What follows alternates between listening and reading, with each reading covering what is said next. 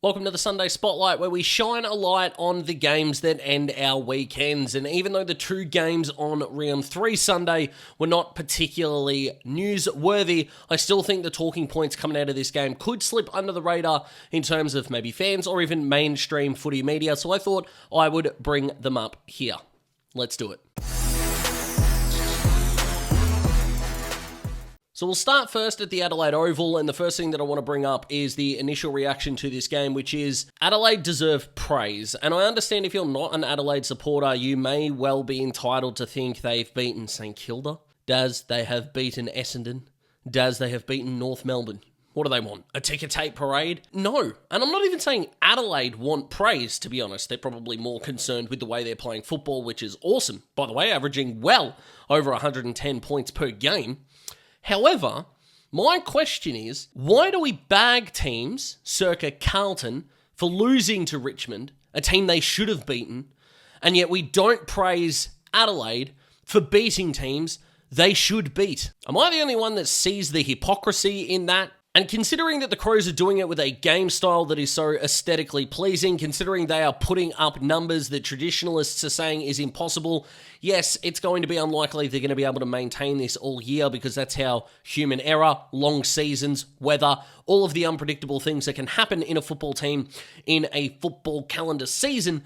But for right now, if you don't find them fun to watch, I don't really know what to tell you, to be completely honest with you. They dominated possession and scoreboard and still won the tackle count, which I thought was key. Where North let themselves down, especially early, was their work around the stoppage. In fact, the Crows won stoppage clearances convincingly, and considering North have built their form from the midfield out, that was a little bit disappointing from their point of view. I did find that North senior players did let them down a little bit. Luke Davies-Uniacke just did not enough. I don't think he's checked out from North or anything like that.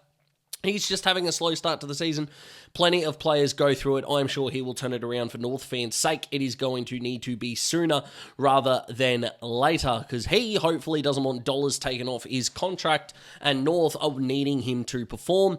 Something is going on with Harry Sheezel as well. He just looks slow around the ground, and that's slow compared to what we're used to, and it's partially Harry's put up such a high standard of general play that a 26 disposal game seems down for him, but eye test moving around the ground just didn't look at 100% his best, so fingers crossed he rebounds soon. Around the contest, Adelaide were the far superior side as well, and I was so impressed with their goal efficiency inside 50, although 5% is a massive gap. North still deserve credit in this regard.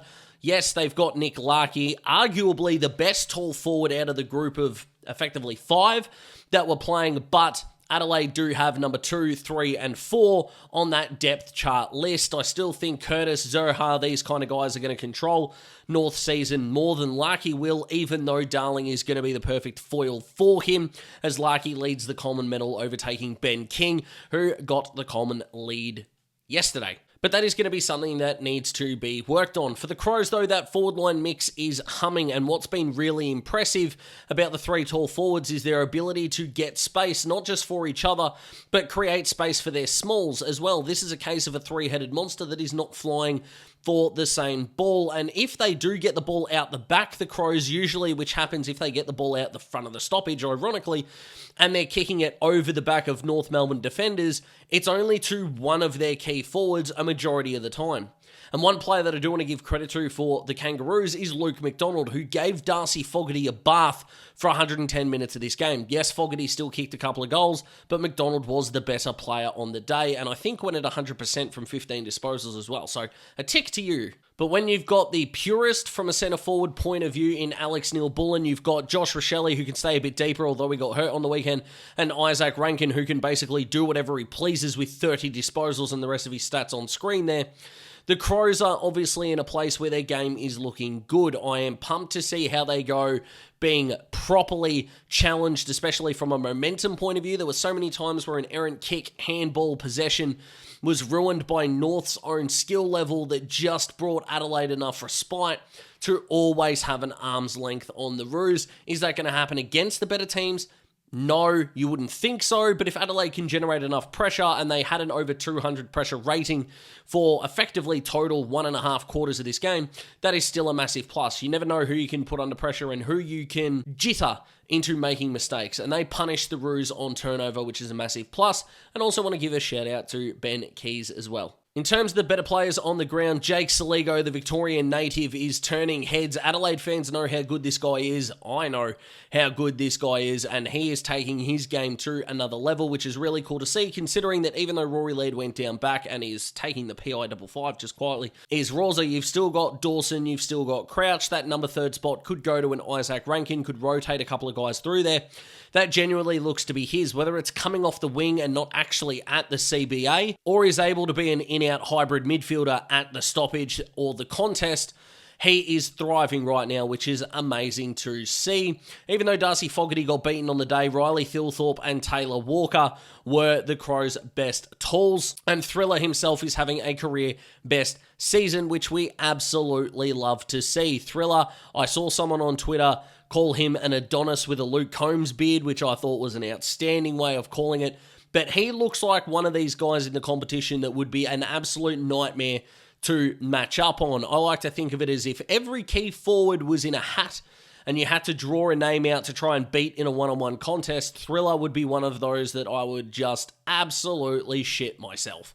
And that's coming from an idiot that watches footy at home 99% of the time, let alone key defenders in the competition. And quick thoughts on North. A shout out to Jai Simpkin, who I thought was their best player across the day. And I can totally understand the dual threat of being upset, frustrated at how this game should have gone versus the way it did go. They got so close a couple of times, especially at the back end of the first quarter and halfway through the third, and just didn't have the polish. There is a real argument to be made that North should be 2-1 with a really encouraging loss in the state. Instead, they're 1-2 with the one that got away, one could have got away, and a massive win over the Ds. Is that still exceeding expectations? Depends what your expectations are. Still plenty to work with, and they had a cracker against Box Hill in the VFL as well. So things are still okay at North, but the sign of a team that's on the improve, it should be better, given what they're giving on field. So credit to them a little bit. Let's go to WA. When you're getting battered from pillar to post in the media, I don't give a damn who you beat to get your season off to a start. Freo did just that and dominated. It was the first week without their midfielders having a hard tag, and they took massive advantage of it. They also took advantage of it in the air with Luke Jackson looking like the unicorn best ruck in the competition potential that many have labelled him with in the past. This would have been really difficult to vote on in terms of the Ross Glendenning Ben Allen medal, or the Glendenning Allen medal if you just want to go down that path, which is actually what I think it's called. Caleb Sarong was a worthy winner, don't get me wrong, but Andrew Brayshaw was amazing. Nathan O'Driscoll was great. Murphy Reid looks a class above when he is able to get that time and space and all those fantastic things. Pick 17, what a steal he looks like. And I loved the game of Matty Johnson, who is just getting better and better, who of course Freo took with the first pick of day 2 in his draft, one that I really wanted the Hawks to trade up and get, but he's dominating over in WA, the local boy. You love to see that. And Freo were able to pull their entire game plan off. Their uncontested ball numbers were genuinely frightening, and they kept the ball off the Eagles as well, with over a dozen more percent in time in possession, which is crazy. And considering you've got a young side like the Eagles, they're just going to struggle to convert there. They also had massive inside 50 discrepancy numbers, of which they took full advantage, as we know, by seeing the scoreboard. Although, if I am going to give West Coast credit for something, is all these numbers only adding up to a 6.5 goal loss is a real credit to them, especially since they got basically nothing out of Oscar Allen. And aside from a specky, I suppose, that got a little bit overhyped on Twitter and in the media from Harley Reid, which is always nice, I suppose. But the Eagle that really stood out to me was Ryan Marich, who took kickouts, took 9 of them, I believe, 28 disposals, 24 of them were kicks and looks a class above. I've said this before, I'm going to say it again. He needs to be West Coast's James Sicily and hope that post Jeremy McGovern, their key defenders now and a guy like Rhett Bazzo as well to hopefully add into the mix as he gains more experience, is going to be able to propel this backline forward. You've got Hoff, Jinby, these guys that can hopefully lock down roles in that D50 in a really progressive and positive way. But overall, the celebration for the Dockers, it's not actually why I went with the purple background. I just haven't used it in a video in a while, and I was getting sick of red, blue, and green, to be completely honest with you. So I went with purple. Fingers crossed that's not too bad in the slightest. They also dominated clearances, did Freo, and I think that actually says 19%. It's just plus 19. My apologies for that. Just a little typo from Daz, good old fat fingers over here, but Shea Bolton looked ultra comfortable, and I think this is going to be a case for the Dockers where they're finally able to breathe. They were in a stuck elevator at this point. It was getting a little bit claustrophobic. It was just too hard to sort of maneuver, manipulate your way in there. The pressure was mounting. They finally got the win. They managed to get the doors open. They stepped out into the fresh air and can hopefully launch from here into 25. Not just because of personal picks, I had them in my top 4, but this list is too good to underperform. So credit to Justin Longmuir for getting his first win for 25, and let's hope it is not the last one, unless they play the Hawks. In which case, of course, I want my boys to win. Now, something that I want to do in the Sunday Spotlight, especially if the round finish, is anoint an award of some kind. If you've got any suggestions, you can put them in the comments. I am going to go with best win of the round. Which team do I give the most credit to for winning?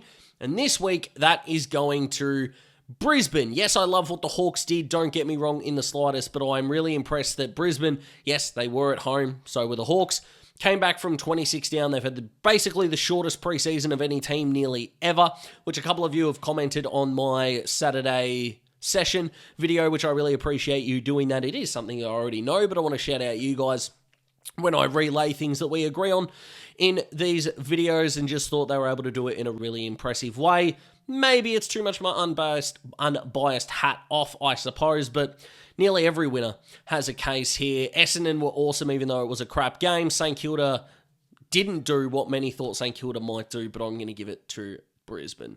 Fingers crossed you guys personally had a great weekend, because the world is better with you in it, and you are better when you dominate. The world dominates a little bit extra when you are at your best. So fingers crossed you're looking after yourself. Fingers crossed those around you are looking after you and you are looking after them, because the world needs you and the world needs its neighbours. So look after yourselves, look after each other. Like the video if you like the video. Subscribe to join the Daz Talks Footy cohort. There are so many of us here. The family is continuously growing, which is amazing. Enjoy the start to your week. If you are back at work on Monday, I hope it is a good start for you. I will see you in the next video, long form, midweek, and I'm pumped for it.